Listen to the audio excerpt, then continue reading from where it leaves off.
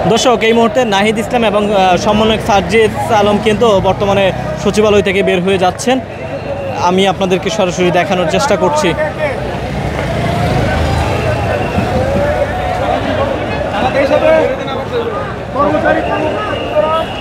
এই সচিবালয়ের কর্মকর্তারা কিন্তু বের হচ্ছেন।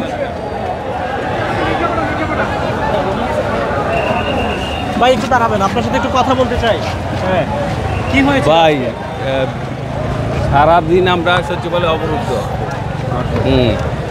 সারাদিন আমরা সচিবালয় অবরুদ্ধ। বিকাল 5:15 দিকে কিছু সংখ্যক লোকরা বাইরে যাইতে দেওয়া হয়েছে। আনচারা সকাল থেকে সচিবালয়ের সকল গেট অবরোধ করে রাখছে, কাউকে বের হতে দিচ্ছে না। হ্যাঁ, ইভেন কোনো উপদেষ্টা না, কোনো সেক্রেটারি না, কোনো এমপ্লয়ি কাউকে বের হতে দিচ্ছে না। ইভেন বাইরে থেকে যে খাবারটা নিয়ে আসবো সেটাও তারা দিচ্ছে না।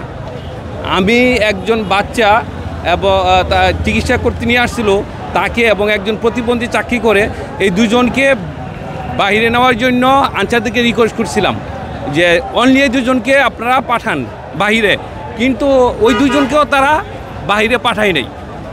হ্যাঁ, বাইরে যেতে দেয় নাই। সেটা হলো 8:15 দিকে ঘটনা।